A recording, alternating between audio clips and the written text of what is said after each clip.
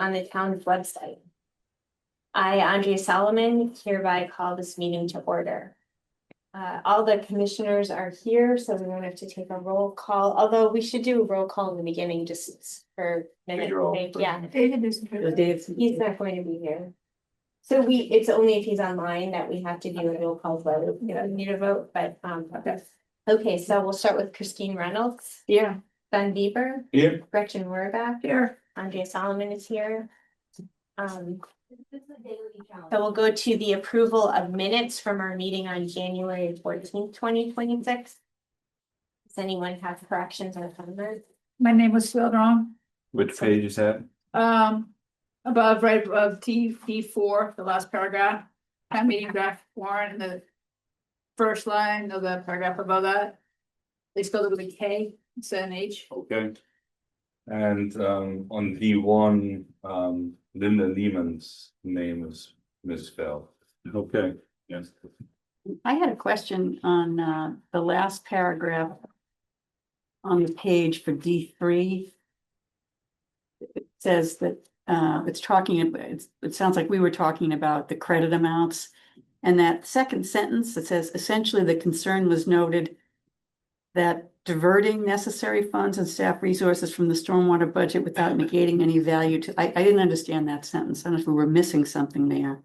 Maybe someone, if they understand it, The can explain intent it was to me. we were going to be, there was a concern that there'd be a lot of staff effort Right, that was right. spent for minimal return, you know, Yeah. in value. And so I can kind of, I'll Just take a look at the wording there. I think it's a little unclear. I think that you're right. That's what we were talking about. Okay. Okay, thank you. Do I have a motion to approve these minutes? Yes, I, Christine Reynolds, hereby move to accept the January 14th, 2026 minutes as amended of the Public Works Commission. Do I have a second? I second. All in favor? Aye. We'll go on to a review of our calendar. see. So this is a matter of just a routine up what's on the near future, at least kind of planned. I think what's most important is, at least for the Public Works meeting, the next meeting is scheduled for March 11th. We've identified the roads program update. That's going to be a very kind of substantial update where we're looking to, highlight where the engineering division is focusing, some of its first, kind of enhanced, capital investments. We've also flagged a need to do water sewer regs. We may look at that schedule and postpone that 1 month. There might be an opportunity to do that. But those are the high level sort of discussion points in the next couple of months. We have, just a reminder to the commission, there are, schedules for town meeting and the various hearings. I made a copy for myself, but I figured I made more than what I needed, so I just passed that along. This is reminders that with those hearings, it's an opportunity to share and listen to both town department articles, as well as an opportunity to hear from the citizen petition articles of interest. So if you can look at that calendar, it sort of maps out the town meeting schedule for everybody's benefit. So. Okay. And all right, so we'll move on to public comments. This would be on topics that are not on the agenda. We usually limit them to 15 minutes with no more than 2 minutes per person. If anyone has any comments? Don't see any online. All right, so we're gonna move on to commissioners' comments. This is Public Works. Okay. I just want to say something about commissioners' comments. The reason we have commissioners' comments is so that any of us on the commission can express a concern or ask a question about policy or operations. These questions might come from our own observations or on behalf of residents who we've talked to. While we can't deliberate or vote on an issue, we can bring attention to it so that it can be recorded and put on a future agenda. That is allowed under the open meeting law. And it is in fact a big part of why we are here, why we meet every month the way we do. It's part of our job to represent the public and to ensure accountability of town staff and officials. So I think you guys feel free to always bring something up that you see in the community. I just want to make sure that you know that that is completely within why we're here. So having said that, I will then turn to Sven, who will give us an update on the land use working group. Yeah, so land use working group is wrapping up its phase one, as mentioned last time. Last Friday, the public works subgroup delivered their first results and first draft of recommendations. And it's important here for Public Works Commission as public works subgroup of the land use working group, mainly looking where this campus could be located in the future. To just try to summarize that, all of that will be in a more final report, and there were some, most likely some minor changes based on the deliberation of the group to it. But the group looked extensively at significant amount of properties, excluded several of them, and narrowed it down to 3 options. Option 1 is the MCI opportunity. Option 2 is Ripley if it would be vacated, and option 3 would be the land next to the current wastewater treatment facility, which currently are used as agricultural field. So these 3 options were identified as the most suitable, and then it goes down to a lot of other ones that you could look at. I think there's still some work to be done on how the design of that would look like on the MCI property. That will be part of the master plan that is coming and will be done, the MCI property, how public works can fit there and how much it actually would take from developer land. And I think everyone has an interest to keep that to a minimum in how much you take away from that. What's the size of that parcel? It's over 50 acres, but about 50 acres of where they're looking at redevelopment. But it does include in consideration partnering with the Junction Village campus as well. So that kind of Within the 50 acres? No, that's an addition. So that adds some acreage, and then the parking lot across Con Ave has also been teased out. And then there's also discussions, just so everybody knows, with the whole Route 2 corridor rotary, what if anything could be kind of realized. So we're trying to look at all these things collectively. Yeah. So yeah, so I think it gives at least narrowed down the options for the town. The order was that the MCI would be the top option, and if that doesn't work, then one of the other 2 options should be considered. So that's the status on that. Next week, Friday on the 20th, the Municipal Consolidation Group will also report. I highlight that because that is also relevant to public works with respect to the Peabody building. I think Russ facilities is temporarily located there in the Peabody building. So they will give their recommendation in how municipal consolidation could look like. So we will hear that at that time. And also last Friday, the 3rd group started to report, went through their official presentation, and that is the fire police subgroup.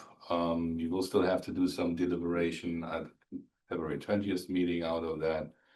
The general recommendation is West Concord needs a new fire station, and that should be the new fire headquarters.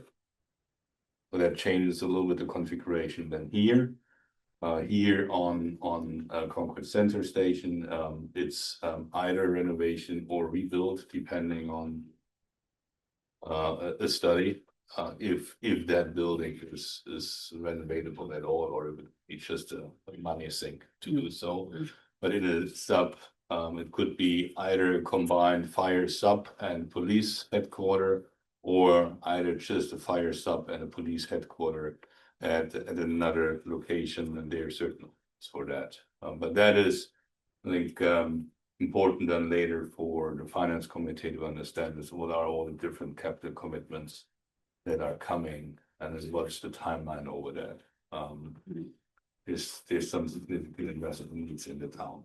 So that still, so the fire police is still wrapping up, and the municipal consolidation still needs to report. But in a nutshell, the first draft recommendation for Public Works was MCI property if possible. If not, Ripley if vacated, or potentially Eckfields. And so the end game is for you guys to get all three of these subgroups out of committee and then making a consolidated Yeah, recommendation. it will be on the end of February 20th, we will have all the subgroups reported. And then Judith Long, my co-chair, and I will fire up AI and make a summary and the consolidate audit, bring it in a decent format. Okay. And then on February 23rd, we're at the select. At the selection. After that, phase 2 starts, and that looks into what are the recommendations, what can be done with the leftover properties.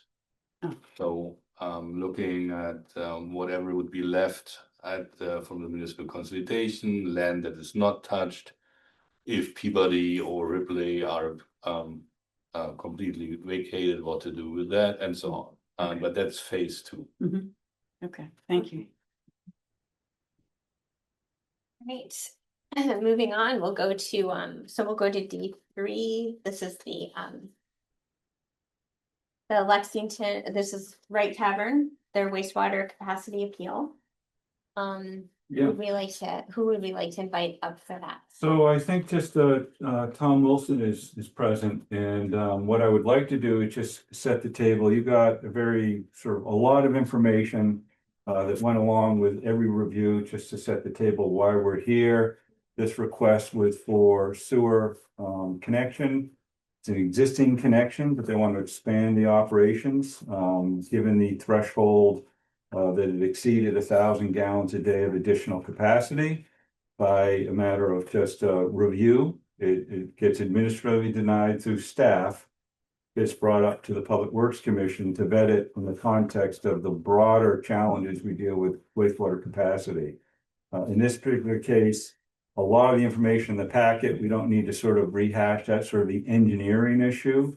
I think the recommendation from the staff was basically the real important element is not the daily design flow, which is one aspect of a design and cost, but the overall impact on the permit, the 12-month rolling average permit. And because of that, that's the lens that we really sort of look at. And in this particular case, it was sort of reviewed as fairly insignificant on that broader, sort of constraint. But with that, it's the applicant gets to, and should be presenting. I think this is a great opportunity, Tom, to sort of share with the commission what is the project, in English, not in the engineering side of things, and then also just Should I? yeah, please come on up. Yeah. Okay, good, great, thank you. And I'm joined here today with J.C. Conti and Jeff Jerry. Jeff is the architect who's been working with us, and he's also represents a lot of the technical people. That's not me. And the other, J.C. is the individual. We want to talk a little bit about what's called the brewery. It's not really brewery, but because I know that's an area a lot of questions that you all might have. So I've got some notes that I'm going to try not to read, but to share it, because I really want to, as you were saying, really describe what's the context? What are we really trying to do here? So we can kind of understand the choices that you have to make. I think it is an important decision, and I'm a longtime member of resident of Concord, and appreciate the challenges that you'll have with wastewater, because I have to live with wastewater too. So I really appreciate what y'all are trying to do in the spirit of the overall town, and you can understand more about what we're trying to do relative to the Wright Tavern, and it's kind of a funky old building. The one thing I do want to do, I also want to really extend my appreciation to Joe Bonnie. He was been so helpful and had a great communication. And you know, it's like, once again, it gives me a lot of confidence in the work y'all are doing. He was very thorough. He was not easy on me in any way, but he was very helpful and very clear. And it made me like, okay, we'll work this out. We know exactly what we're trying to do. So the Wright Tavern, uh, it was built in 1747, and it's become, as we all know, a very historic and very important building in Concord's history. And for the last 30 years, it's been used basically as offices, and generally off limits to the public. In 2021, First Parish decided to create what's called the Wright Tavern Legacy Trust after studying it for about a year. The Wright Tavern Legacy Trust to take with the responsibility to oversee the repairs, development, restoration of the building, and to really create, if you will, a community gathering place, an educational center for the community, and both for the helping people understand the history of Concord, but really the history of the founding of our country. So this is where it really became important. And we spent several years working on the repairs and restorations of the building. Spent over $500,000 from CPC funding to rebuild the structure and to build the attic and the basement, lots of other things. And a lot of work internally, somewhat cosmetically, but also included lighting and painting. So we were able to open it for April of 2020, last April, which was like the deadline for us, and it was quite an experience. The trust has three goals. One goal is to preserve this historic building. Two is to open to the public as a place for people to gather, have meetings, come events, a kind of a community center that it becomes a heartbeat, if you will, for the town. And third is to be financially self-sustaining. And it's important that it not be reliant on the funding of First Parish or the town, but to be self-sufficient in some way. Our vision is to create Wright Tavern into this welcoming center, this place where place encourages engagement, it connects people to the history, and it gives a sense and builds a sense of community within Concord. We've made tremendous progress in creating a immersive style museum, and the place is now. And we've looked at both from our own experience and that of doing research on other museums and how they operate, that we need multiple sources of income in order to be able to survive. In fact, you know, most museums have either a large endowment, which we do not have, or they have a restaurant, strangely enough. If you think of the Boston Tea Party, probably the best example, that it was for decades, I've lived in this area for a long, long time, for decades was struggling financially. And then they built Abigail's Tea Room. And since they built that particular restaurant, the organization has become much more active and is able to afford both maintenance and staffing, and very exciting programs they're doing. It's also interesting to note that the Boston Public Library has a tavern inside the building, and that helps to relieve the funding that it gets from the town. So the idea of some kind of an eatery inside a museum is not new. It's actually quite common, and there's a lot of research on the trends that's where a lot of museums are going to, because food is love and food attracts people and all that stuff. So that kind of brings us to the Wright Tavern. What was the Wright Tavern? As we do from our research and our conversations with historians, it was a place where people gathered, where people learned the news of the day from travelers, from other townsfolk, whatever, that it was a center of the community where people engaged with each other on conversations, debated issues, and someone has referred to as cussed and discussed issues, and created a sense of really what the community was all about. And they also had refreshments, and refreshments tend to draw people.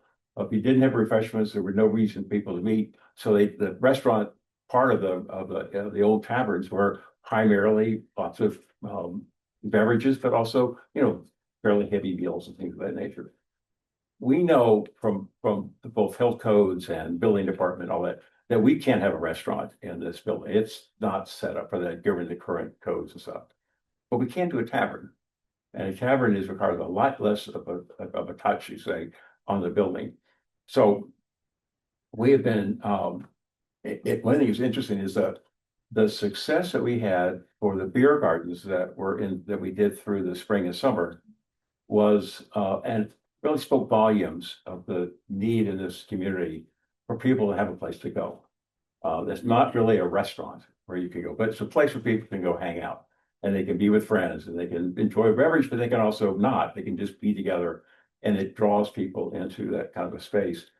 We estimated somewhere around 3,000, maybe potentially 4,000 people came through the building during the last April, as well as the other beer gardens. So it's a pretty popular event, and people are really hoping. I mean, if you think about it, last April, it really became the center of the thing. After the parade, people went to the Right Tavern. It was surprised the hell out of me, but it was very exciting to see that. And so they desired, I want to do that all the time. They said, well, we can't afford to do it all the time, but we'll do it once a month. And we, on good weather days, it was great. Bad weather days, it was not so great, but that's the weather. So what was interesting is it really created a spirit that really caught us up, and about a role that we have in creating a community in Concord, and the importance of I'll call it refreshments within that framework. So we were working with wonderful architects, DSK, Jeff Jerry's company, which is, you probably know DSK, kitchen designers, other kinds of engineers, in developing what would be a space that would create a unique experience for the visitor. Kind of recreate a feeling of what it would be, but do it in a way that has minimum adverse effect on the historical elements of the building. We've actually have received approval from the Historic Commission for our plans. We've got approval from the Health Department for our plans. The Building Department can't approve things yet. We're not there yet, but they're excited to give us the go ahead as we move to you all, because the water is obviously going to be an important part of that whole deal. And while I want to say this really clearly, I really respect the Title V designation to us as a restaurant. We are, when you look at the definition, we do serve food. However, we're not the kind of restaurant that a typical restaurant is, because our plans is there'll be I'll call it refreshment center, if you will. I call it that. It's a way because defining both alcoholic and non-alcoholic drinks, as well as light foods that we'll get through pre-prepare things. So a panini, nachos, charcuterie board, things of that nature, that kind of food, popcorn, pretzels, whatever. Case maybe in the winter we'll have chili or some sort of hot cider or hot soup or something like that. So it'll be kind of pre-prepared foods. We're talking to different vendors about being supplying for this. So our role would really more be to take it in, refrigerate it when it's ready to use it, heat it up for the customer, and have a nice drink that goes along with that. Some of the drinks we're thinking about doing in addition to normal beers and soft drinks and cider and stuff is you could recreate historic colonial drinks, splits, stone fences, all these various kinds of funky drinks that they did, whether it be actual alcoholic or not mocktails. Once again, it's part of the fun experience of all that. Some of the stuff we haven't worked out to all the details, but we know directionally the kind of things we want to do in that space. And I said, while we are a restaurant, we're not likely to use the kind of what I call lots of water, pots and pans and dishes and multiple plates and all that sort of stuff. We will be doing some. We'll have a dishwasher, but not to the level that you would often see in a typical restaurant. How much water are we going to use? I don't know. And I asked our experts, and they don't know either. And no one really knows because no one's really worked it like this. But we did say we would like to, and I think it would make some sense, put some sort of monitoring device on the outflow, either inflow or inflow. We will have it on inflow, obviously, but on the outflow as well.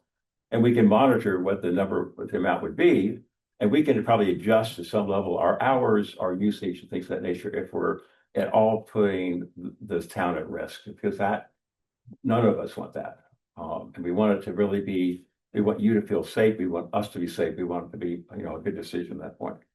So we're creating this really unique space for visitors, for tourists, for people in our community to come enjoy, have a light snack, have a refreshment of some sort, and really enjoy the space. The other element that's been a point of discussion is what we want to do in the basement. Is create what is maybe more like a test kitchen or a brewery laboratory.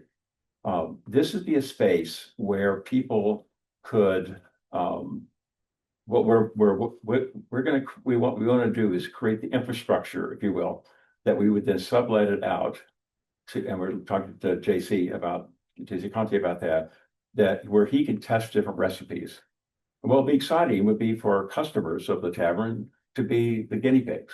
Do you like this one? Do you like this? Which one do you like better? And once you find what you like, then if it seems to work, then he can take it and send it to a contract brewer and do that. So it's not a brewery in the sense of producing. It's a laboratory. It's a place where people develop recipes. And we often said, well, why do we want to do this anyway? And I think there's really two reasons. One of which at this time is while we do construction to build the tavern element, let's use the time to do that rather than do it a year from now or 2 years from now or 3 years. I mean, why are you doing construction? Do it once. The second reason is that back in colonial times, there was no Boston Brewery distribution center. There was no distribution. Each tavern made their own brews. There were 9 taverns in Concord, and each one created its own ale, beer, rum, different kinds of things. I mean, I'm sure they did some trading, but basically they created it themselves. So our idea here is that if we can create a unique experience where people who become customers of us and maybe regular customers can help us test and develop a unique recipe, then it gets sent off to be made, and we can say, hey, this beer was developed in the right tavern. So from a marketing point of view and developing, it would be kind of a very unique span of what we're trying to do. And so we're trying to do it in a way that has minimum impact in terms of use of water, both the inflow or outflow in that manner. So that's the concept that and JC can answer probably most of the questions that you'll have about quantities. I can't, it's his world. So first, I just want to really appreciate the thoughtfulness that Giovanni went through in terms of looking at our work, and really looking at turning over every rock, making sure we've really accounted for everything. And that you really helped to understand what the nature of our requests, what we're trying to get to. It's interesting. I've been told by a lot of people that the idea of creating a space in Concord, that in opening the right tavern really is this unique place to go to be with friends, to learn more about history, to really look at creating a sense of our community, will be something that will be transformative to Concord. And we have that kind of opportunity to do that. I do also know, could we do it without a beer garden? I mean, some sort of a park? I'm not sure, because what would draw people to want to come? We're going to host events and plan events and things of that nature. But imagine when you're getting ready to go out to dinner and you want to go have a cocktail or a little gathering with your friends, and then from there you go to a local restaurant. We think it will have a major impact on the local restaurants because they can have this. Or you had nice dinner at a restaurant and you want something to do before you go home, here's no place to go to do that. Or we have an event there. We did a Christmas carol. We did other kinds of plays or events. Imagine have a glass of wine or whatever. And all those kinds of things we envisioned happening at the right time. So it creates a place where people can go hang out and be with friends and engage in other parts of the community. And for that, we just had this one sense that somebody once said to me, but they're looking for the opportunity to say that, hey, I drank Sam Adams, or Sam Adams drank. That's great. And Yeah. that is, Thank you and so I much. thank you all so much. Thank you. So, yeah, one of the differences, this came up with different project. One of the differences here is you're already connected to the sewer. Right. So this is an expansion of what you already have. So we did get a lot of information in the packet, and as we know that once the flow is determined and it's denied administratively and it comes to us, we get to use other criteria to look at and then determine whether or not this is a good impact or a bad impact on. So, Alan, did you or Gio want to point anything else out, or can I open questions up to the commission yet? No, as Alan mentioned, the 2215 gallons per day that they have in the formats review. I just want to remind everyone that that's a peak design flow, right? In other words, worst case scenario, so we call it. Like if it was completely packed and everyone Exactly. was drinking a lot. Right. And getting better. And we know that. Using one of the bathrooms. But the other thing is the packet is very complete, which makes the review that much easier. Right, And right. and really the model of having the challenge with the commission was not to be approving a very premium resource before it had been vetted elsewhere. And I think this is sort of a model of, yeah, this is the kind of thing that the commission originally sort of was contemplating. Could this be in the best interest of the town? And I think there's a lot of, merit to, the case that was made. Right, so, yeah, there's, in the information we got, the criteria we can consider is, does this property have the necessary frontage to an existing water main? We do. Is the proposed change of sewer flows consistent with the town's comprehensive water management plan? It is. Is capacity available in the town's sewer collection system at the town's wastewater treatment plant? It is. Will public health and safety be protected by this change? It will. And is the proposal consistent with the town's business goals? And it does seem so, but I want questions and comments by the commission also. Yeah, so I have some questions. So what's the capacity? What will be the capacity? The building itself is, for occupancy is 99 people. 99 people. Yeah. Our intent, that is everybody, there's 6 rooms. Yeah. There's one room, which is, we call the T room, it has 49. Mhm. And so that's most of where people will be. Yep. And then there's another room which has 20. So what you talked about in terms of capacity to be 60 now, which is the 49 plus the 20, Mhm. not the entire 100. Okay. And you're not gonna be seasonal, you're gonna have hours all year long? You Yeah, intend to be we'll be- operating all the We time? probably will be closed during the normal, like April to November, maybe closed on Tuesday, so we open 6 days. Probably closed But really more during the open winter all time. year Yeah, but round. open around, yeah. And how many bathrooms do you have? There are 4 bathrooms. There are 2 on the first floor and 2 on the second floor.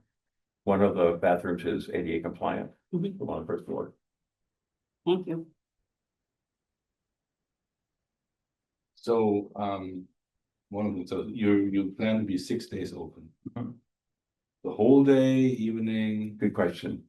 So our plans would be open from 11 to probably 9 or 10, depends, once again, we have to sort of see what the church is comfortable with, and we, have to work with them as well. Because church still owns the building. And so, but whether or not the actual, I'll call it refreshment center, will be open during the daytime depends a bit on demand. We have to experiment with, but we want to be allowed to be open from 11 to, we'll call it 10. That would be the extreme, at least to get it around. So I would be curious, after my other questions, to come back to that with respect how the average is calculated. It's open 6 days a week. So the focus for us again is, first, the trigger is peak flow, that's the Yeah. 69 seats. Yeah. Times a value based on what was presented. And then sort of the average flow through Title V is generally 50% of that. That's sort of the typical design basis. I don't know if we have an expert, but that's my experience. That generally you just take the peak, you divide by 2, and we've done this with all sorts of land uses, and it's pretty accurate. Title V is 50% is the average day. So that cuts the additional peak down significantly, if we assume that it's a 50%. That's right. Then, I know, and you brought this up, that you're classified as a restaurant. Mhm. And I'm still scratching my head on that, because Title V there's also a tavern classification, Mhm. and I would say it's like, you were called tavern, so why aren't you a tavern?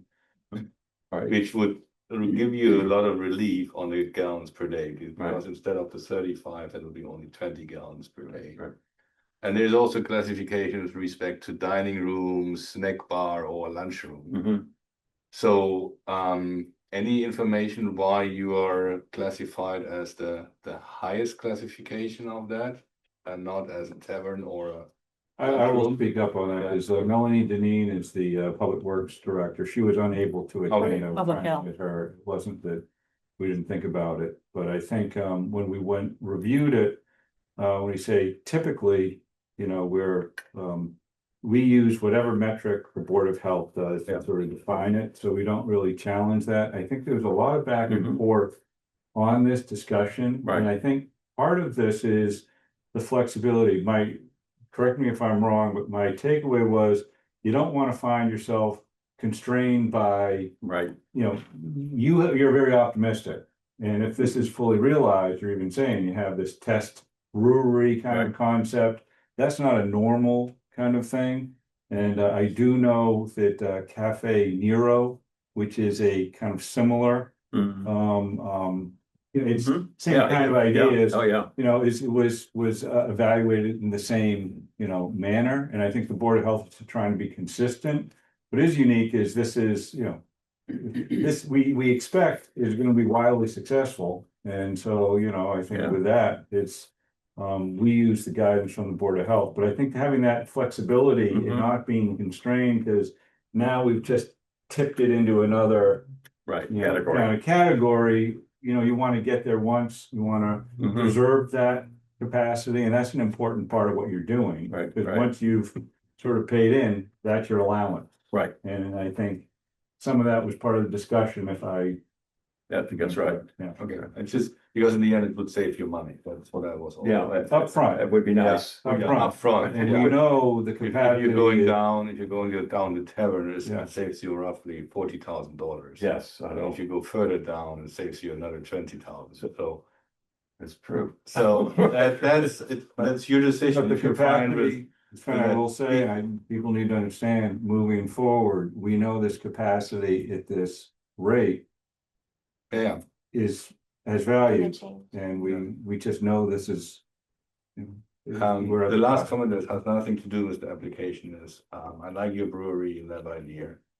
As a business person, I would recommend you to, if the brew that is developed there is used somewhere else, then you get some royalties. Yes, we get royalty payments on that. Yeah. So that you. Yeah, Okay. yeah, we gave it and And royalty. you can't have them come back. Right. Right, and not ownership. No, because over time, it would build up nice income. Yeah, exactly. That's part of, as I said, part of the multiple business model and multiple sources of income is part of the business model. Okay, that's all my questions. Was there anything else that you or Gio wanted to point out? It does, I know the service line is old, so you'll have to replace that. Right. Okay. Yeah. Yeah, they And want a line- functioning facility, Yeah. that's. Right. No. Especially during those peak Yeah. opportunities. Yeah. And I do know, the brewery concept did create a different sort of, you know, this is the technical vetting of what's the quality of that discharge, and a reminder to the commission, our rules and regulations actually have flow as well as load criteria. So the load being, what's the chemistry and, you know, what's in that effluent. And with breweries, we've evaluated these for larger scale. You have biologic oxygen demand, you have things that you have to pay attention to, and depending on how successful you are, I think, Gio, there was a provision that we just want to make sure we're mindful of that, you know, pre-treatment need if it were, you know, Right, so right. required. But I think the most important thing is just replacing of the line so it can handle the capacity. And this is very typical of older, when people are investing money in making upgrades, this is the time to make those repairs, and the last thing you want is Right, a sewer backup. That Right. the lease opportunity. right, let's prevent that. One question for you, Alan. So when we evaluate these, so this is the second one that I've been through. Yeah. So the question of how much capacity the request is absorbing, are we looking at that individually or are you No. looking at that cumulatively? We do track that cumulatively. Okay, so We actually everything- have a table and we know everything that's approved. Okay, And what's really important is we've been doing this for, I'm losing time after 30 years, more than 10, maybe more than 20. We never know when we might actually meet our capacity. And so if someone is denied, right, basically, we have a moratorium. right, They can come here, but right. there is no There is no capacity. Right now, we happen to have it, and Okay. so that's why that check. And we also like to identify proportionally, the 1,000 gallon was a threshold that was bigger than a, large, family home or something, Mhm. but generally captures restaurants or larger, more significant development in Mhm. Concord. And that was why we sort of elected that, but you can have a 1,500 gallon request, you can have a 30,000 gallon request. They're very different. I think that's also part of the judgment of, how comfortable are we staffed with recommendations. And again, we just want to make sure if we ever exceeded our wastewater capacity, DEP or EPA, those are regulators, they'll come back saying, you weren't meeting, you had a comprehensive wastewater master plan, what happened? Mhm. That plan is intended to control Right. sort of vetted growth. Mhm. Can I Thank you. follow up with that, the wastewater management? I thought that we were very close to capacity in that. We were. Let's, and Yeah. so what has changed to allow us to in this, I'm hoping they're very successful, Sure, yeah. which would put, it's another restaurant. Yeah, essentially. but relatively speaking, what's changed is we have made investments in our sewer collection system, the I&I work that we do, Mhm. and identifying where that comes in the mains of the sewer collectors. We've also have a program, and I believe strongly this is paying off dividends. Having people upgrade or replace their sewer laterals as they do redevelopment. A lot of the problems we had and why we had that policy was we were putting hundreds of thousands of dollars of tightening the infrastructure that we could on the common system, but we were having leaks coming in from the sewer laterals because they were 100 years old and leaking, and we had no mechanism to Mhm. control it. Because unlike a water line that leaks and affects your service, if your sewer line is leaking, it's just taking in groundwater. You don't see it.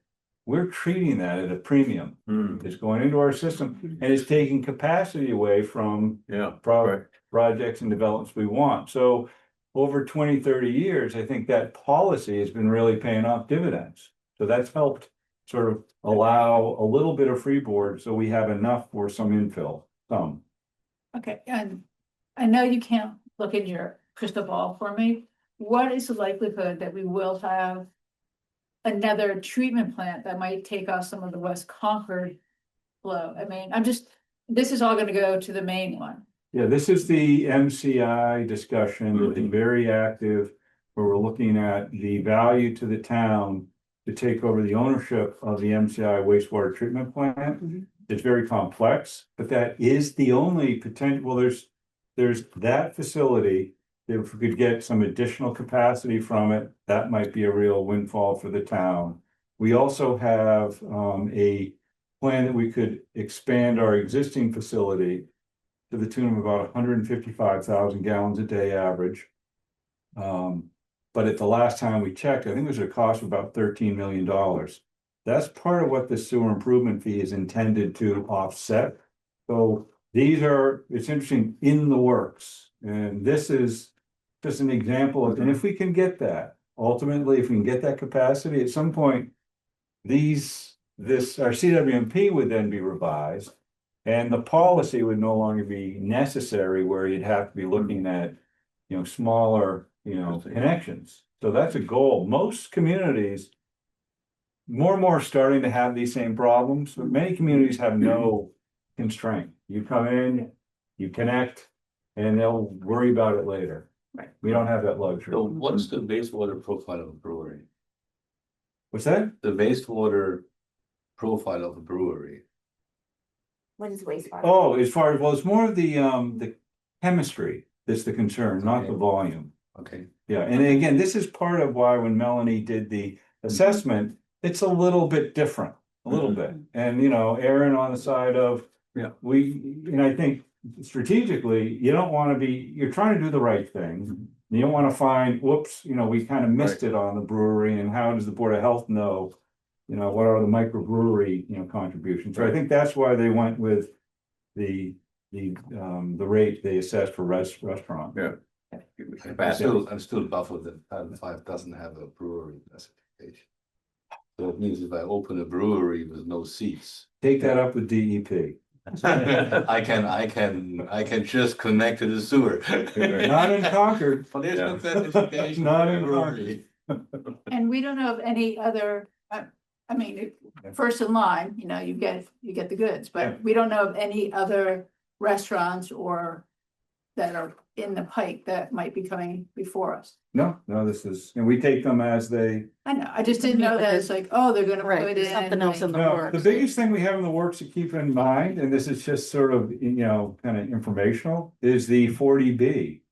That has been in the queue over on Baker Ave. That's a significant contribution. Why don't you remember that so much? Because there was no local controls we could put on a 40B. So it bypassed this process. About 30,000. Yeah, I think it's somewhere along I don't know. 30,000. Hoping for the MCI. No, that's just, Well, that's our, Yeah, we're but putting I a think lot in. it's that a lot was- of money. that go that way. Yeah, but it's a lot of money and it's gonna take time to do that, so Yeah. it's not gonna come online quickly. Not on Okay. quickly, but it is, you know, all of these plans are kind of long-term. We're not just hand them out. Okay. Yeah. All right, back to the issue at hand. Any more questions? Questions from the public? Comments? On this? I have more on the wording of the motion. Would you like to reword the motion? Yeah, just again, it's like the last case we had to document really. I think our biggest limit is the EPA permit. And we were rather clear last time what the reason was, that we assumed that the average is significantly lower than the peak.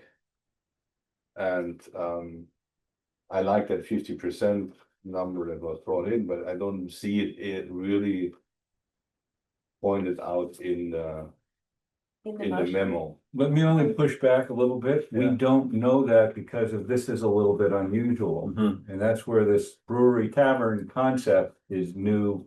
So I'm saying, generally speaking, that 50% rule applies. And I think, you know, it's just important to understand, I think the intent is, well, peak flow is one metric that we have to design our system, understand, to handle that peak flow. That's also important.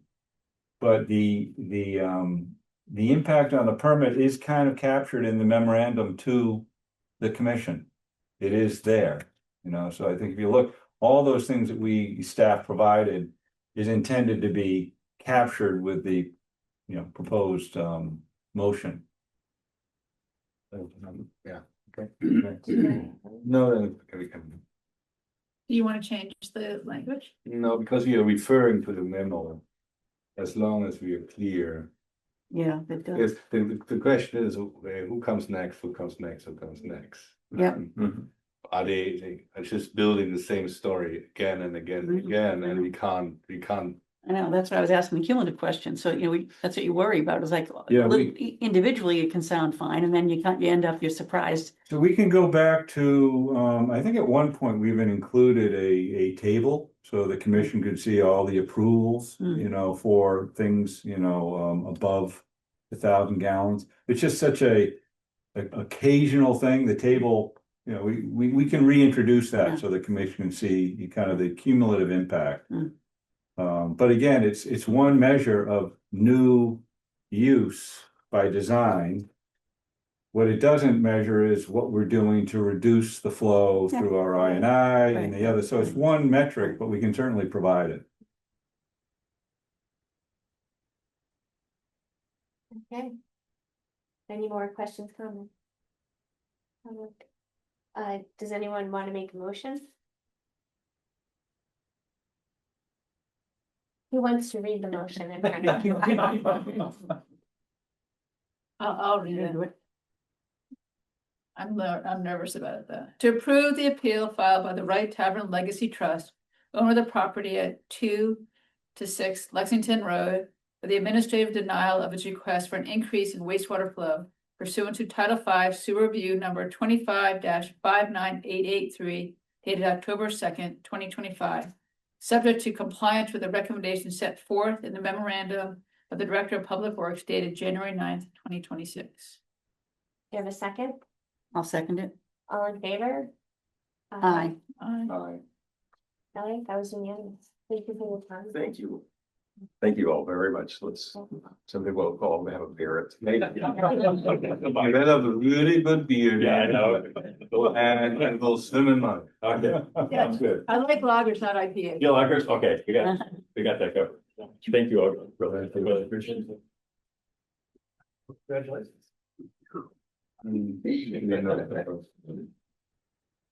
You're like, hey, we're running down the silly slope. Oh, wow. We're about the 20,000, 40, those are the big, that's big.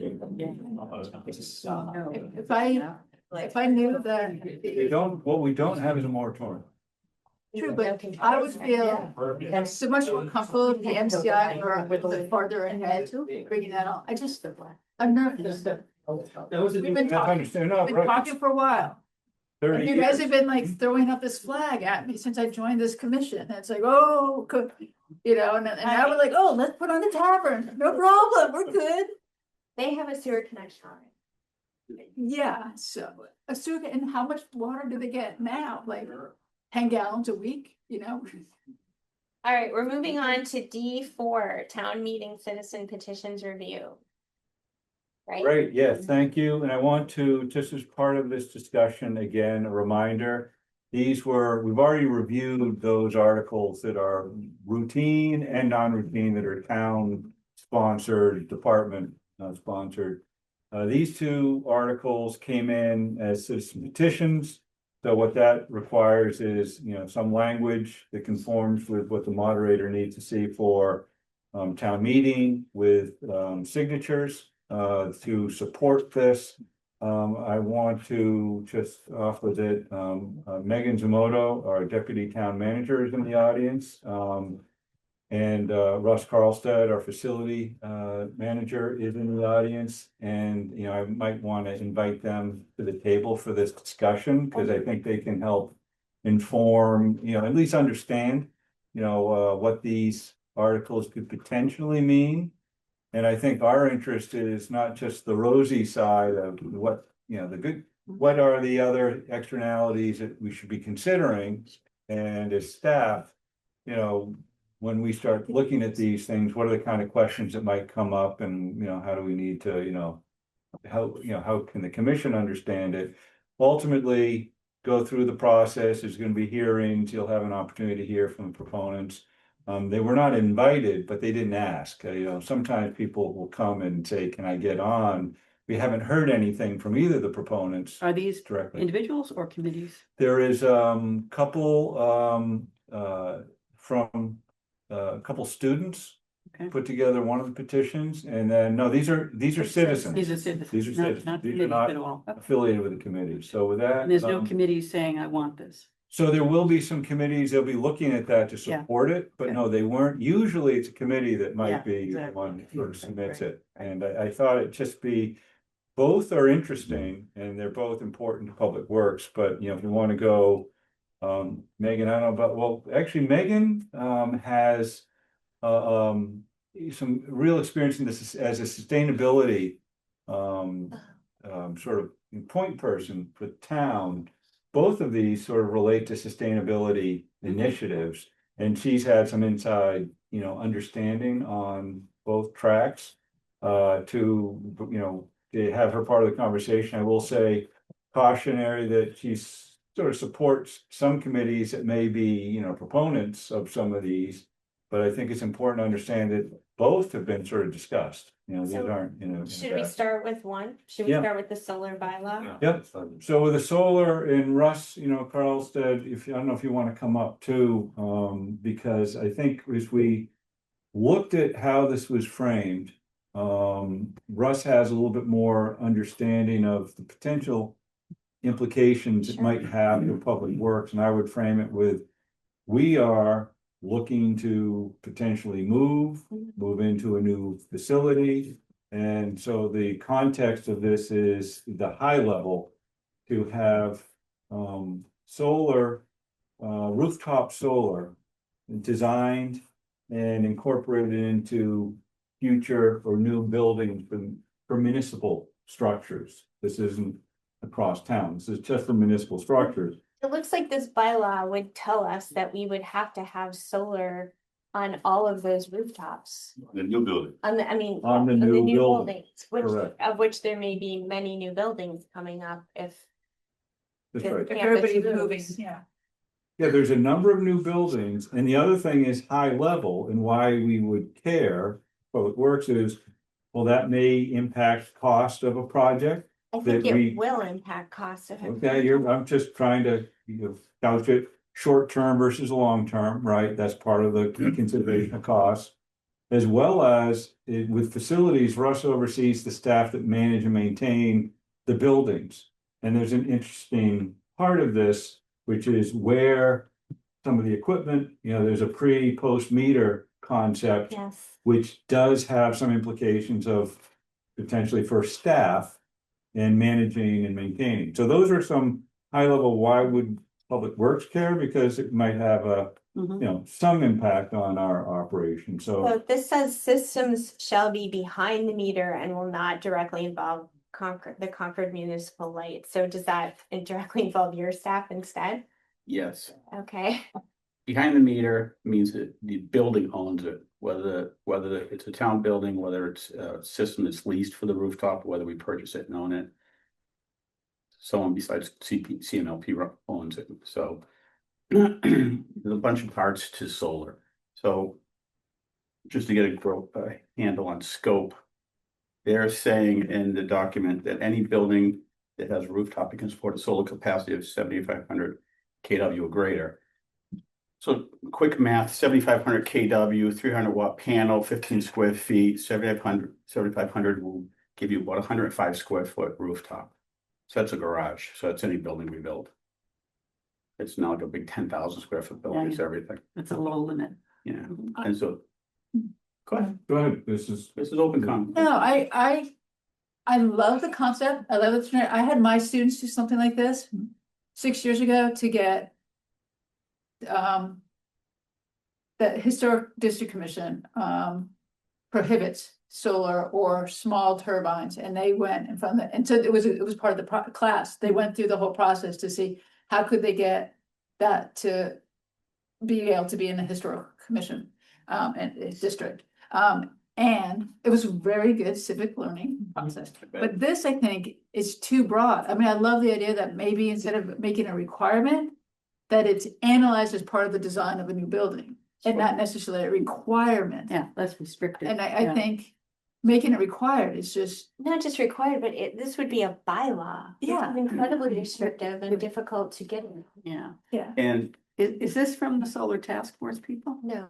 No, this is citizens Individual. petition, But but, Students is the next. yeah, Yeah. So this is yeah, right, and so. Yes. I'm not exactly sure, and I have to say, the language was given as draft, you know, so, this is what was submitted. Right. And this is the opportunity for them to, So would you have Structure. dialogue with these people? no, not at this point. No, but that would be your intention to talk well, to them? our intention ideally would have been a conversation Before. before. We're kind of reacting to something that we didn't I know see. was coming. That's all. But the town has APP 60, which is the sustainability policies of the town. Wouldn't that be a good home for something like that, to put it into a APP instead of a It'd be a bylaw? good place to look at it. Yeah, It would be a Yeah. good place to look at, to place it there. I don't know exactly what the full text on that. it's very short, it's not a lot in there, so But a policy for me is easier to handle, and if there are unforeseen consequences, it's It's less the select board yeah. can deal with that much easier than a Yeah, bylaw. it's more flexible than this. So that's Yeah. where I'm concerned, is that this is a bylaw Right. that is. I loved it. I absolutely, the intention behind, I have no problem with the general intention. I'm more scared of the unintended consequences. That's what's scaring me. I got red flags all over this. And you know, the town has, you know, we don't have a sustainability director anymore, so we're sort of drifting away from real sustainability. And I think we've got to correct that. Look at it in a more holistic. Although I will emphasize, Well, nothing, yeah, Megan is doing that as well. Right. You know, but I think, you know, Well, we're working forward on a couple fronts. So Megan and I are working on getting a new gas service contract, which will get us into what we've been trying to do for 2 years or more, is an ESCO contract, an energy service company. Shared savings, they come in. Basically, it's an on-call engineer, does a carbon reduction based engineering for your systems. They come in and evaluate the buildings. We've talked about the deep energy dives many times. That is this, and that's a no cost upfront to the town. So we've come to a good place on that. Just going to get that gas contract signed. When buildings are being designed, for example, when they do the new school, I'm sure, as a former architect, engineer, and doing all that, one of the first things you think about is energy savings. But you have to provide a document at the end of the plan, how much it's going to cost to run that building. Yeah. So you build this all in, you build in solar on the roof, you build a solar ready roof, you know how much it costs. And the value engineering comes and they take it all out. So those are the kind of things we got to be cognizant of moving forward. We can't value engineer away the future, which so many towns and cities do. Right. So in concert with, you know, the ESCO thing, as soon as we get that going, and we have a meeting, I've got a scheduled meeting pretty soon for it. When that happens, we've also got the school is talking with us about joining with us on this. So that's a huge plus, because they're the biggest gas users. High school really eats up a lot of gas. So we'll get everybody together, we'll get a really good rate. We found out the school's paying a very high rate right now, worse than what we're paying. So it's gonna be a win-win right up front. And then there's programs out there, not new, but fairly new. Lead program is Lead for Cities, which is a holistic look at the town. It's water, air, sustainability, green roofs, sustainable products, sustainable practices, all that stuff. These are all things we can look at. We get outside resources and help us out at little or no cost. And green community, green city from Lead would tooth in with the ESCO project.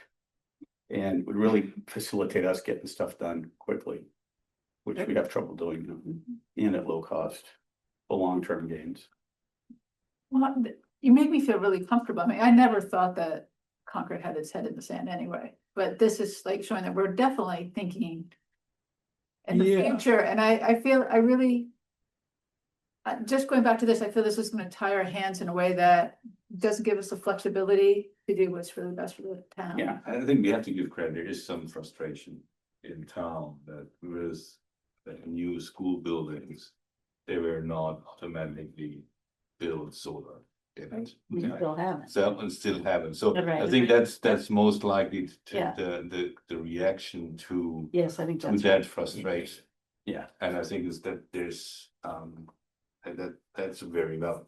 Yeah. I will so- do that, and it's Yeah. justified, and I can see that, but you don't take, you know, a jackhammer to something that you So- hammer. Again, this my major beef is there should be policy, and the other one is behind the meter, say as a must have. Yeah, it makes for me no sense to have two double solar competency in town.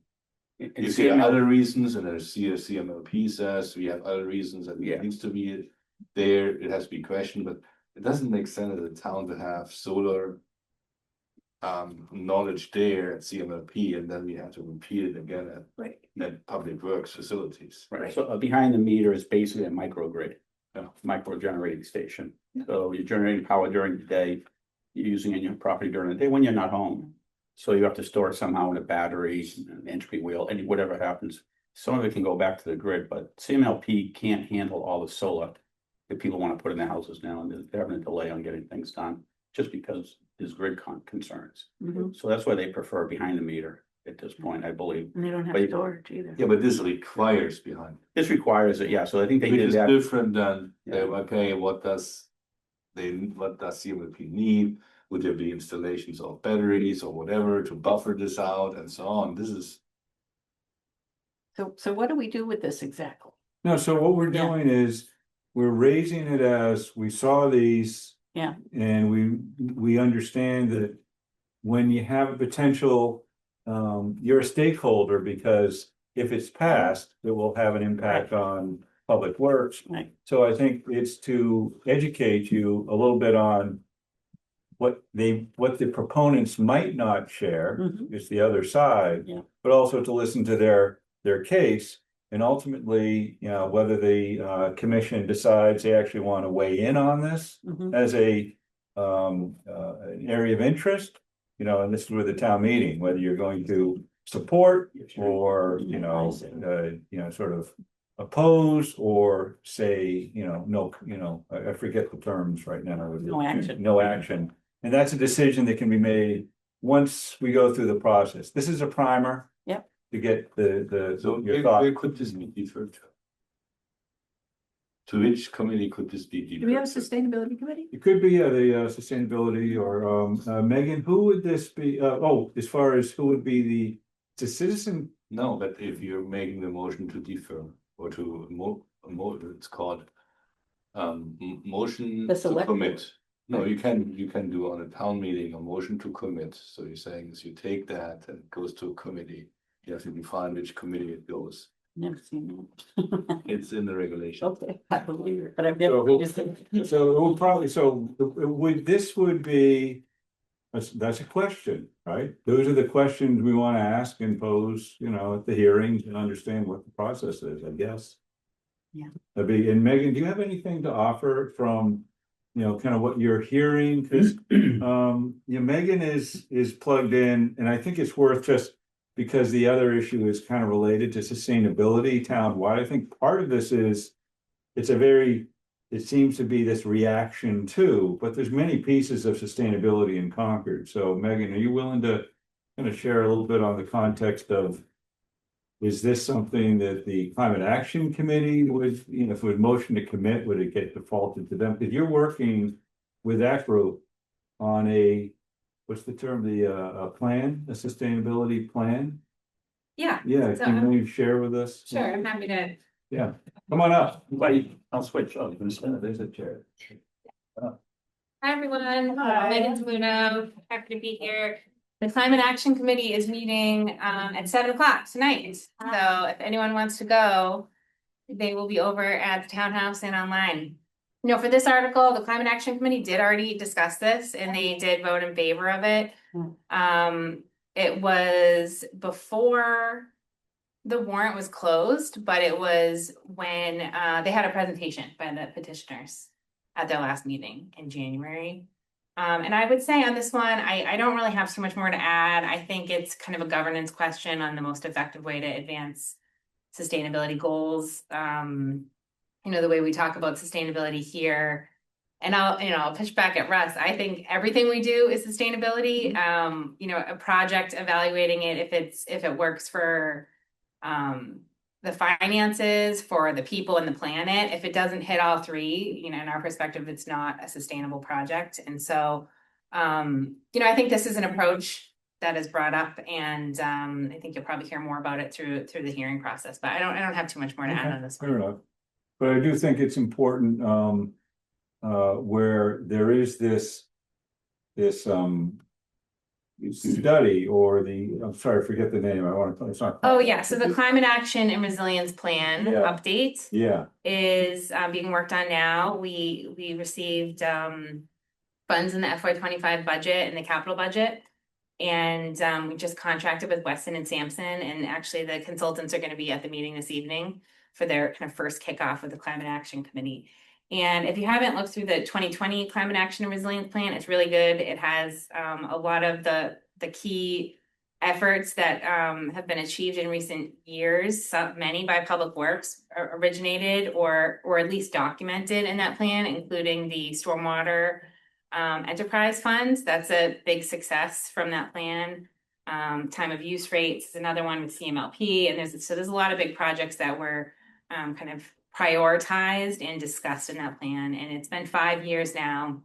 And that was the first plan, so it had a lot of things and it didn't really weigh all the things. So it had some actions like have lending tools at the library or like a seed kind of effort, which is, great, and we do, but is not the same as a multi-year town meeting funding mechanism articles like for this, kind of stormwater utility.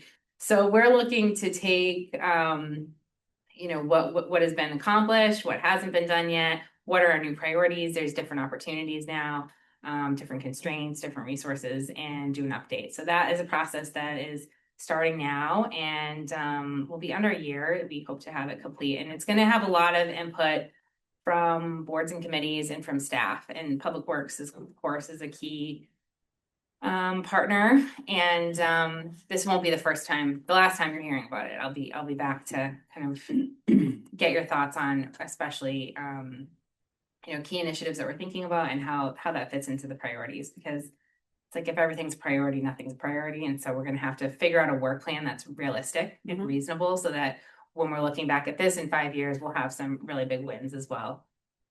Yeah, thank you. So is this on the docket for town meeting? Yeah. Presently, yes. Oh, dear. No, that's the problem. Again, Yeah. just Gretchen, understand, any citizen can submit a. I know, but I'm guilty myself. I had a pile on that years ago. Years ago? Sing that one. No, I understand that. I really wish that we had had time to maybe make this something more useful. This is the language in here. You still do. You can always talk to the petitioner. So you can talk to the petitioner, they can amend the petition. Can we ask the petitioner to come? Yeah, we could. I mean, I wanted to introduce it. Okay. There's gonna be hearings, and I think At you the might hearing, you wanna can do that as listen well. and you can ask questions at the hearing. So Gretchen, the most important thing is Yeah. everybody gets the Right. benefit of the Right. questions, right? So Because this is town meeting process. The petitioner gets a lot of feedback from the hearings too, Chris, and so they can amend it themselves, right? They can say, hey, this is going south. So I want to. As long as you're not changing it materially. Correct, you can't Yeah, change it you- materially, right? yeah. Right, the moderator could say it's too much, but. Mhm. Okay, well, I don't know. what the public hearing It's on the, is. I see it. I'll finish. I'll figure it. Yeah, but I think it's there's not a lot of history in town that the hearings are a good tool to change or change language or influence the language of the article.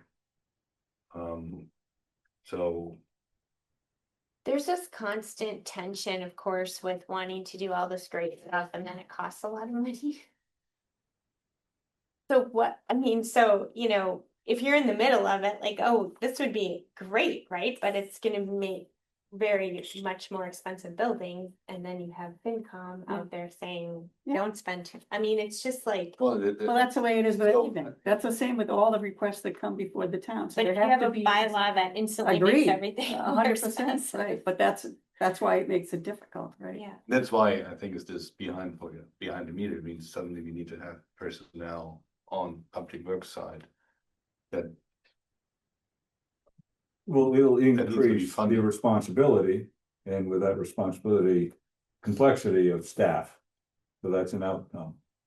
yeah, and maybe more staff people, which right now, Well, we should, those are the sorts of things that, we get used to saying. We're not saying yes or no, these are the consequence.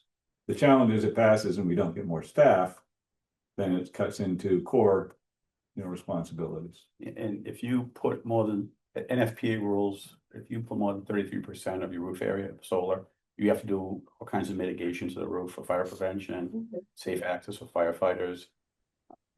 Remember, these things are always live. So firefighters usually stand in water and spraying stuff on live DC panel. Well, the good thing, it doesn't ask you to do more than 7,500 kilowatt. Doesn't ask you more. Yes, you can read it that way. If you'd like. Might be even a metric, I'm not quite sure. So Yeah. if we don't like this, which it sounds like we don't, or we want to amend it.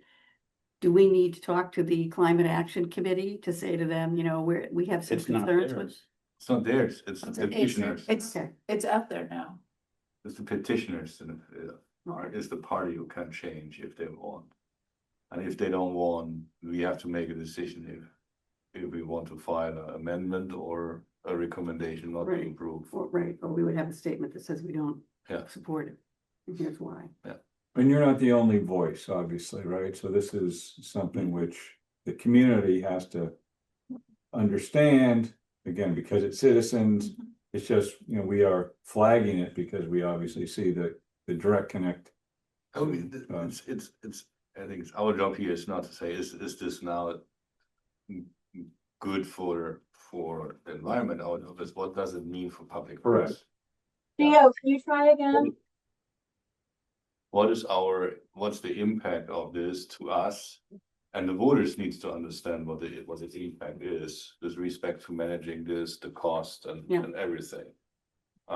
It's not, I can understand the Climate Action Committee looks at it from a completely different angle. And on that angle, of course, this is a good idea. But from a public works perspective, And with that, you have the opportunity to better understand the proposal through the hearing process in the conversation. We can invite the proponents in for a meeting before you have to actually have determine what your action will be at town meeting.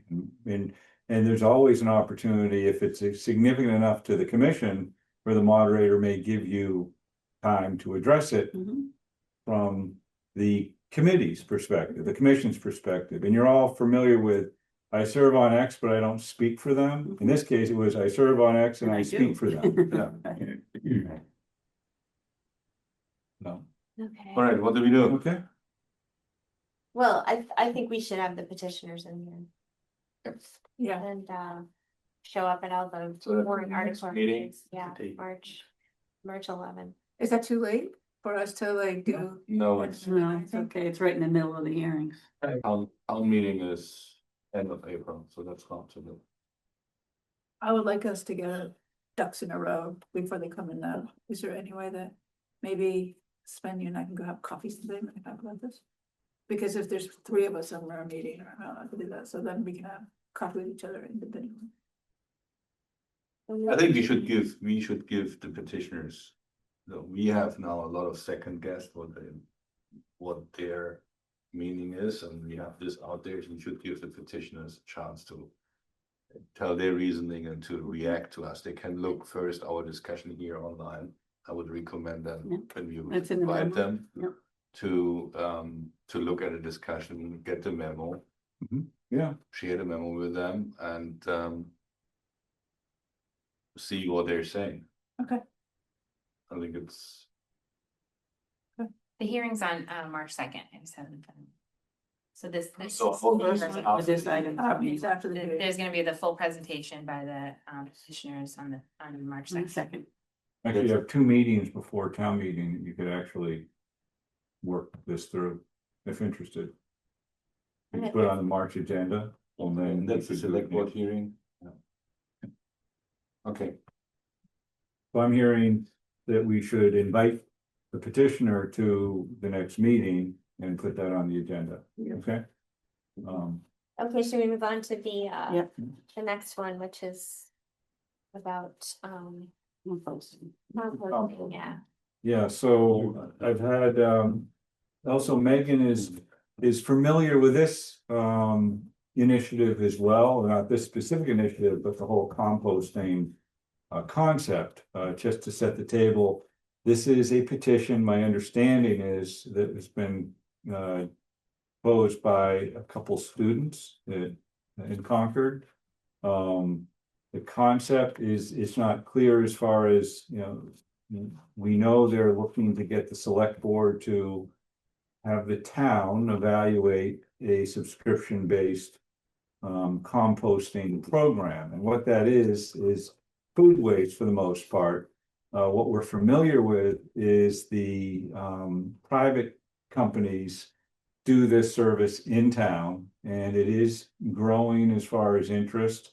As far as the concept goes, pulling together a program to have a rate-based, sort of town-managed program has complexities. And the petitioners didn't identify what entity or what group or what department would be responsible. But we're kind of reading between the lines, there seems to be, this is a building on the fact, and I'm assuming certain things because we haven't talked to the petitioners as well. They haven't approached Public Works. But my understanding is they may believe that because we do trash recycling, this is a simple add-on, so why not just, kind of So add this. They want us to contract with another And- outside company like we do with waste management. Correct. And then, And then manage the program and provide support to the community, sort of, so we are a mediator between the vendor who does the work. And again, the language is there, it leaves a lot to, kind of your imagination. I couldn't see what the benefit of having the town manage that is, since it's pretty easy to set up that subscription with those third parties, with the groups that already do that, the companies that do that. So like, what is the advantage here? So Megan has worked a little bit with the town. There's a pilot initiative that was town generated because a grant was obtained through a prior sustainability director. Megan inherited that. And I don't know, Megan, if you have anything to share on the experience, because that was used. And obviously it was an alternative to the private, service. And I'm not sure, can you share kind of what they might, But I think to your question, I can't speak, I don't think we have the answers to the benefit that the petitioners were looking for. I just don't think that information has been Okay. discussed fully yet, but I imagine that would come out at the hearings, and I think they've talked to some other communities, so I think that hearing is also on March 2nd. But yes, Alan asked me to come in to talk a little bit about, well, it's kind of all related. It's our climate action plan, and how food waste is, certainly aligned with reducing food waste is certainly aligned with our climate goals, and composting and organics diversion is a really important tool that there's certainly a lot of support for in the community. But yes, specifically, I was involved in our drop-off compost pilot program. I don't know if folks are familiar. It ran in town from 2022 to this past summer in 2025. We had 2 sites, the high school, CCHS High School, and at Harvey Wheeler. And yes, also at Town Hall. And there was people could bring their organic material and drop it off at these sites, and then the sustainability division budget would pay to have Black Earth come pick up once a week, I think, at these sites. So people would bring them over there, and it was very popular. I'll tell you, it was people used it a lot. So often that sometimes our bins overflowed, and it caused some public health concerns, especially around October with all the pumpkins that would be composted. So, this pilot program ran probably a little bit longer than it should have, frankly. Started off very strong, but towards the end of it, it had a lot of operational problems. It had contamination problems. And, I think people would be putting in things that were not appropriate, and then Black Earth cannot pick it up. So would have to go down there and pull out the contaminated elements. And so there is I can say, I did that myself. So there is a lot of kind of, oversight that comes with it. They don't just come and pick it up. They call you and say it didn't get picked up. And I'll tell you, that's like the worst emails to get in July with all the maggots. So, and I think, and I was speaking with a lot of members of the community that love this program. There was, well, we could sign it better, which is true. We could have better equipment to kind of make sure they're locked and only the users. Also true, you know, I think there are a lot of kind of operational management things that could have been improved in this program to make it a more sustainable, you know, working for all three of those triangle better. But we did end it because it was a public health concern, as the program was. And when we're thinking about, you know, the sustainability division's budget and how much was going into this Black Earth pickup versus what are the town's overall climate goals, and is it making the most sense to use this much staff resources and this much of our slice of our budget for this one area? And since we are working on this climate action and resilience plan update, the thought was, let's pause the program, let's see where this fits in the other goals that we're trying to do, and then make a plan for how we would go about it. Because there are grants available. I think, you know, you could put some funds into getting better bins that lock and are, you know, better managed and signed, and you know, grants and things wouldn't pay for the staff management that manages the program. So that is a piece of it. But you know, it depends on, you know, what does the community want staff to work on? You know, how are we going to achieve all these goals and how are we going to sequence them out? So I think the thought was, we have to end it for now. Will it come back to life in another version, while thinking about all the other priorities with the Climate Action Committee and the community? You know, that's possible. So that, I mean, that's really it's not speaking directly to this article, but like I said, there is some kind of boots on the ground experience in the program aspect of what a composting program could entail. Yeah, I mean, that's one model. Yeah, that's one model. And it's unclear if that's the model. They're not worried We're about talking what it is. curbside, so it's but yeah, Negotiate a ratepayer composting plan for households and commercial buildings. So don't we have a ratepayer plan already?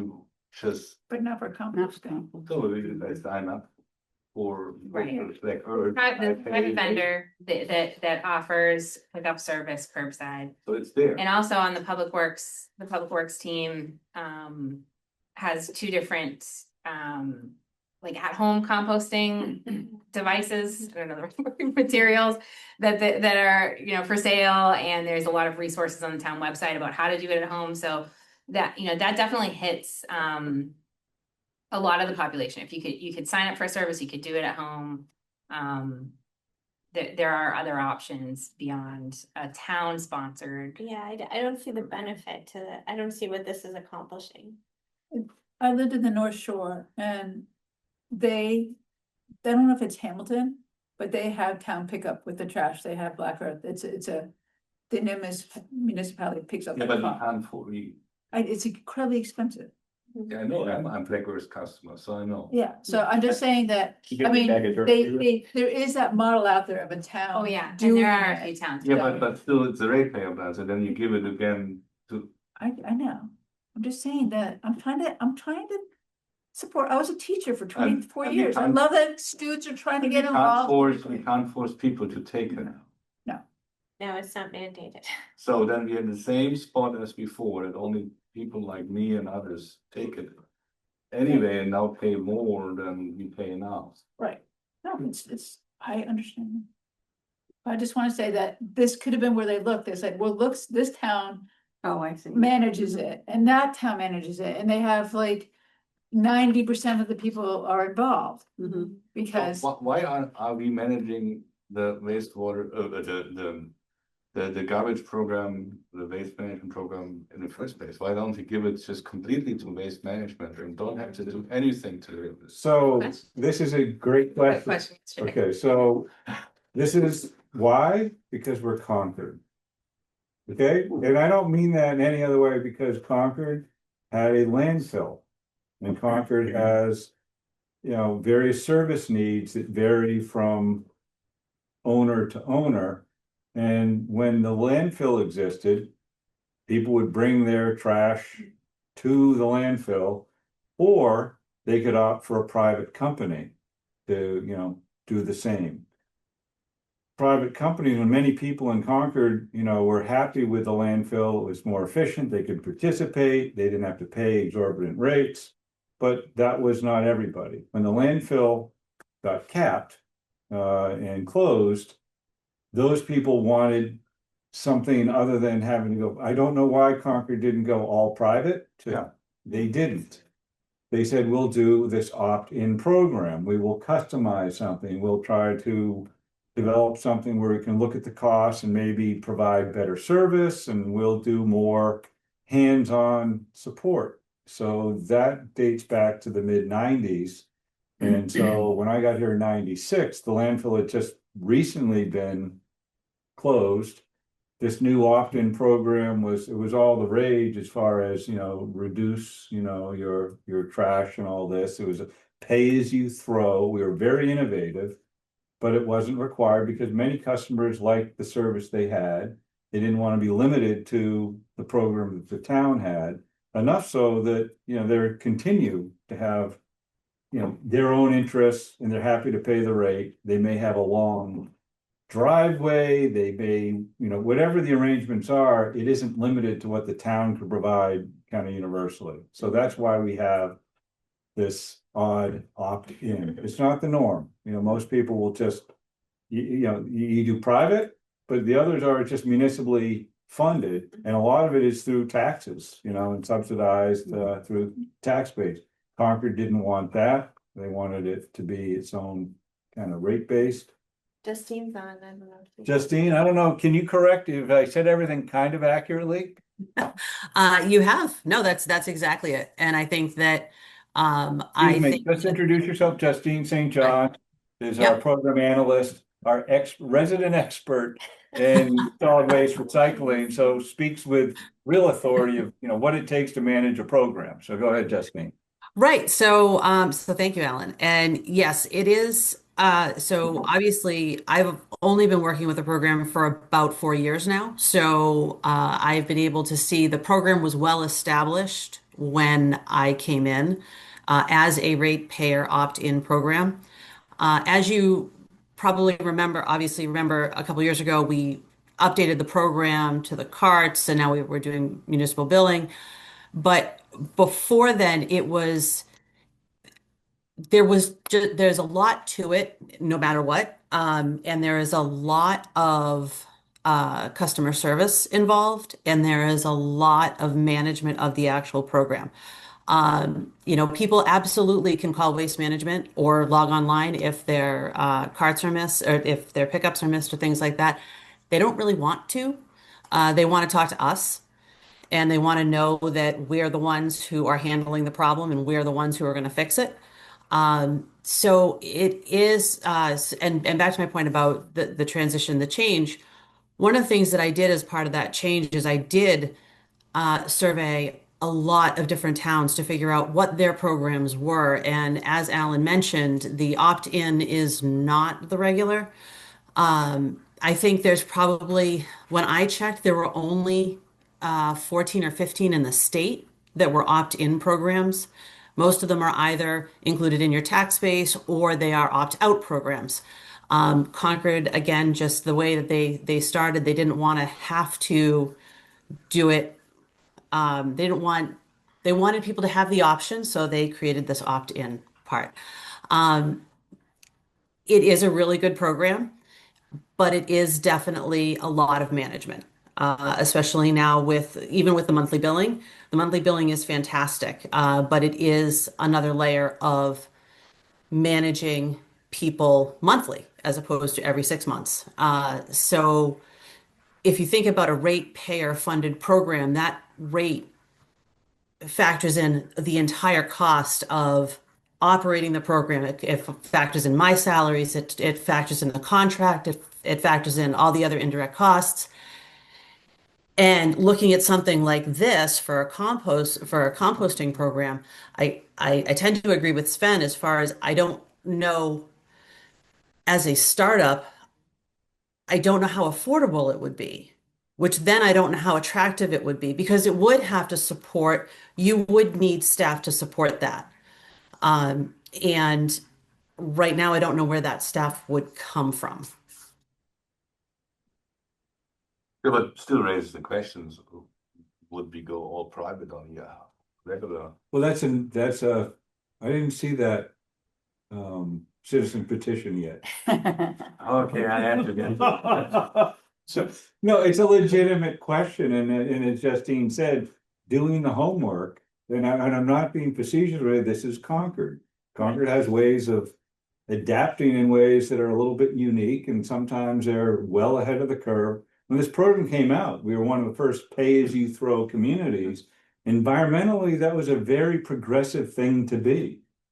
But, you know, the regulations have caught up. Now the state is involved and everybody does what they can to reduce waste.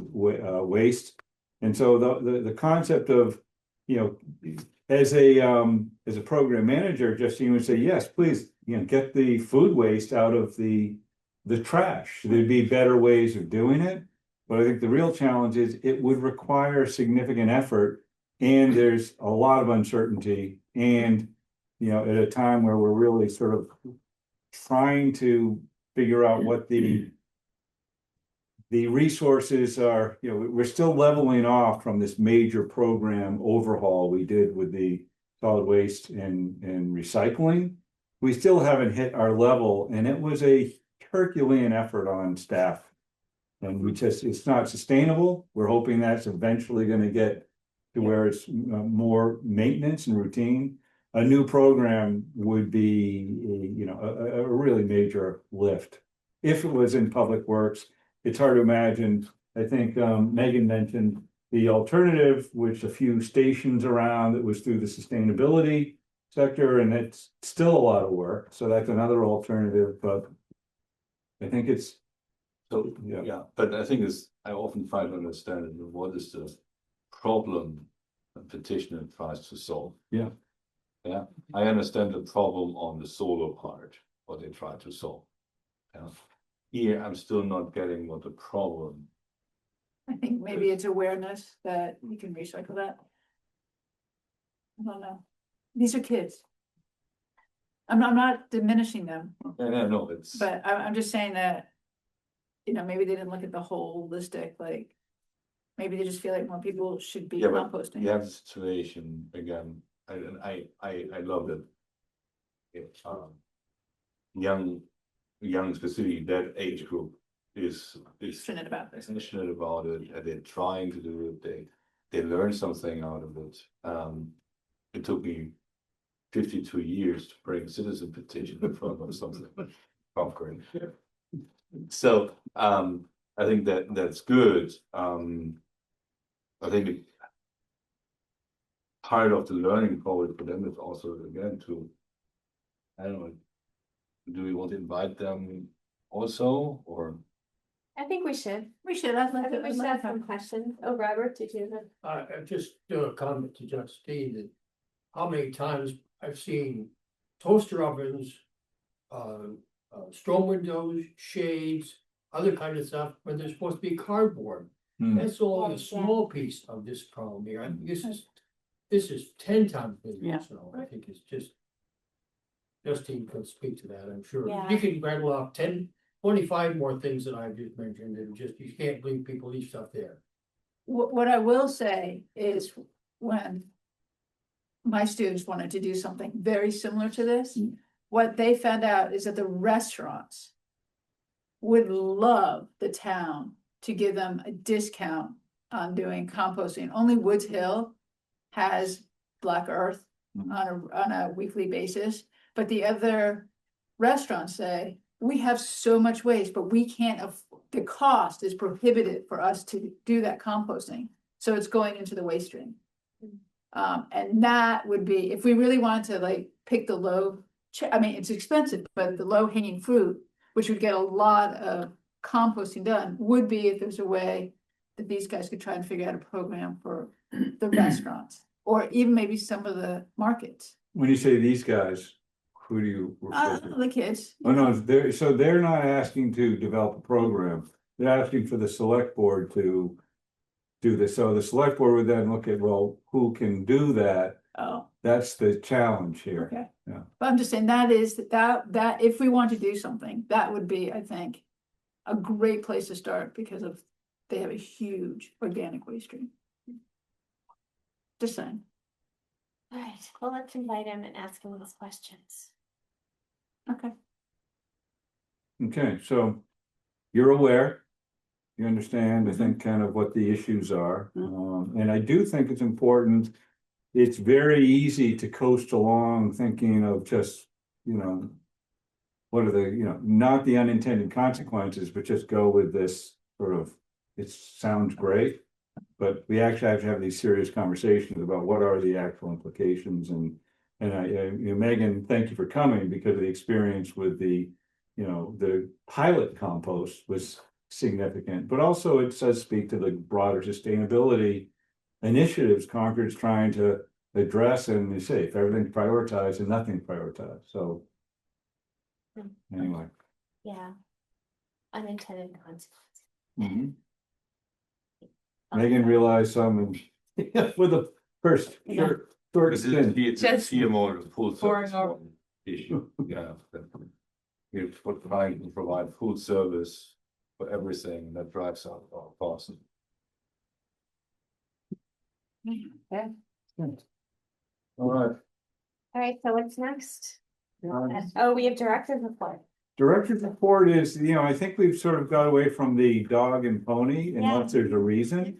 It's more of a, you know, back and forth or some questions you might have. I will say, I'm gonna sort of call attention to, I don't have all the staff here, but if I have a question I can't answer, I'll get back to you. But I do want to just report, Joe Cormier is our recently promoted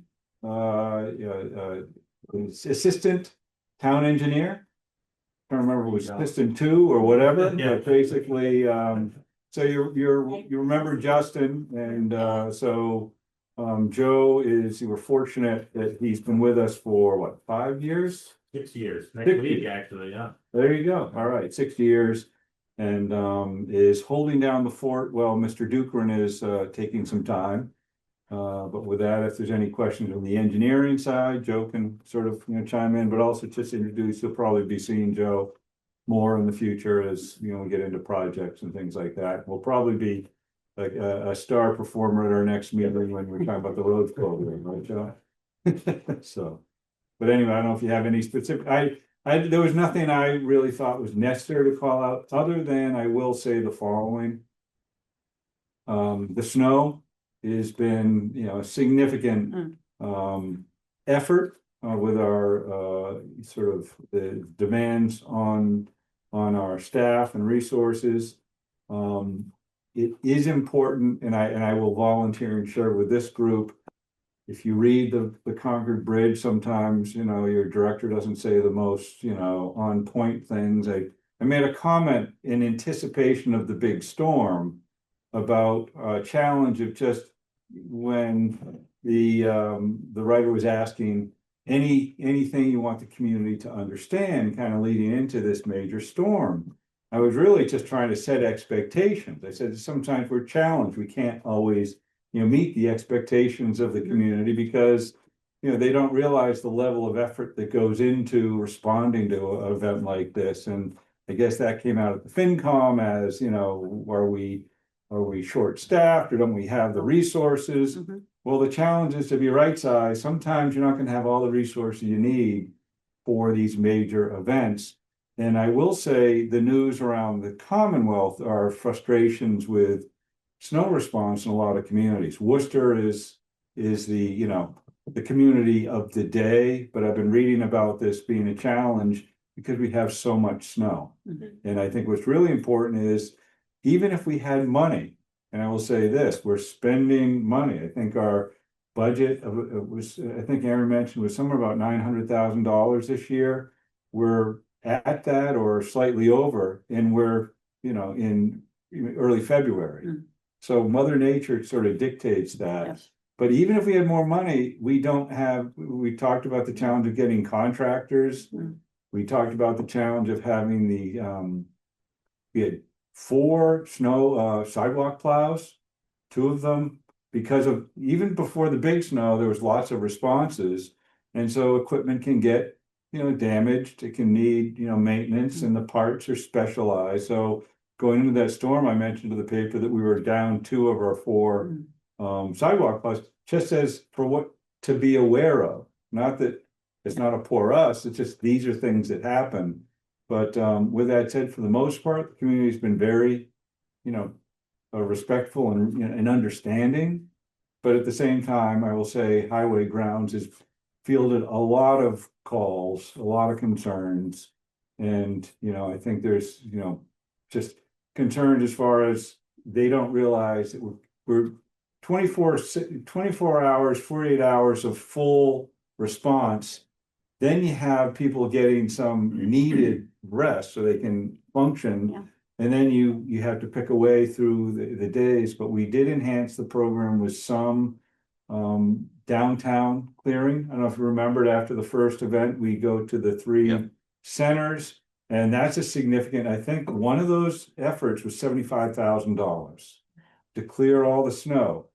What's the value? Well, it's for safety, it's for the businesses, it's for parking. Yeah. So, these things happen, and I know communities around the Commonwealth are all been sort of struggling with the more concentrated areas. It's just been difficult because there's nowhere to put the snow. Yeah, So, I thought you did a very good job. Yeah. Given, Amazing. I think I didn't hear anything, Alan, people complaining. which is great. I think you did a great job. That's right. We do have a snow desk. They pick up and for the most part, I said, most people do appreciate, and Aaron gave you the fact that, it's important.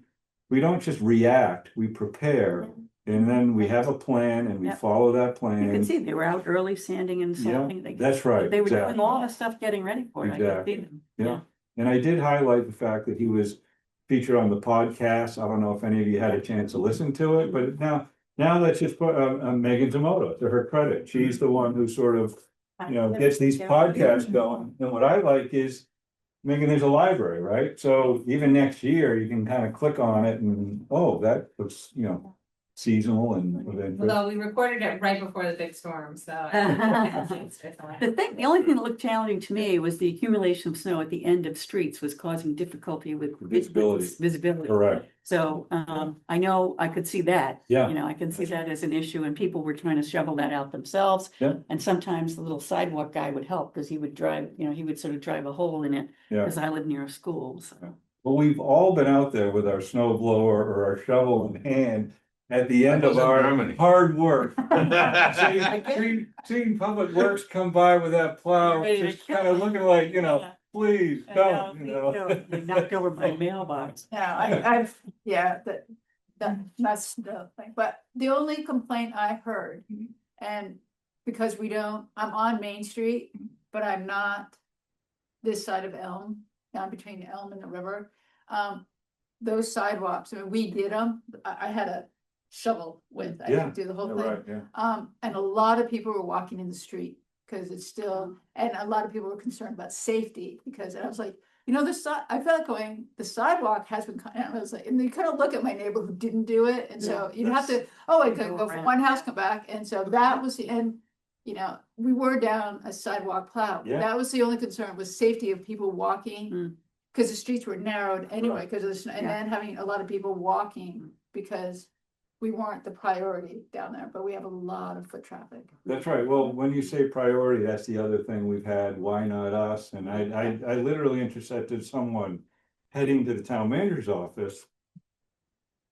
Asked what, where's the town manager? And we got into a conversation, they were concerned about the sidewalk. Said, oh, I'm the guy I'm gonna talk to. So we talked for a little while.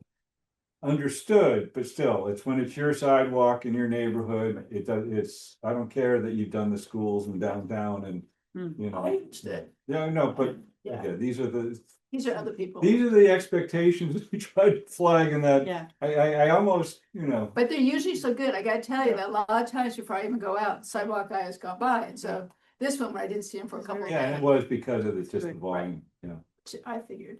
So anyway, that's the highest issue we're kind of seasonal. Other than that, I don't know if you have any questions or, comments on the director's report you wanna call I out. would just point out that the pedestrian and bicycle safety projects, that prioritization is gonna be previewed at the Transportation Advisory Committee on February 7th, so Tuesday at 9:30, I think. Wait, it's gonna be 17th. February 17th. 7th. Yes, I was gonna say, we're. Yeah, we're next past week. that. Next week, next Tuesday, day after the holiday, Yeah. 9:30. Andrea has been really helpful in participating and sort of trying to get our arms around what and how we can advance it. And I think, you know, we've had some good input from select board, TAC group, so looking forward to that. On a different note, when we had that interruption of our meeting, the last person on was Jay Smith. He contacted me because I talked to him, he goes, what was that? So he was on, he was. It wasn't him, he didn't do it, it wasn't him, so I don't know that the name popped up, whoever it was. Yeah, no, so. But it wasn't wasn't done. him. Because just so you understand the process, when you have something like that happen, before it goes, so all these are available online, but it goes through a screening before, so my understanding is it was 5 seconds or so, which seemed like an eternity when you're in the middle of it, but that's then scrubbed before it's released to the general public, so. I just want to let you know yeah, that, no. I want to clear his name, it wasn't him. Okay, anything else? No one else is online, no questions in the room, so. Do I have a motion to adjourn? I, Gretchen Norbach, hereby make a motion to adjourn this meeting. Second? Okay, all in favor? Hi. Okay, thank you.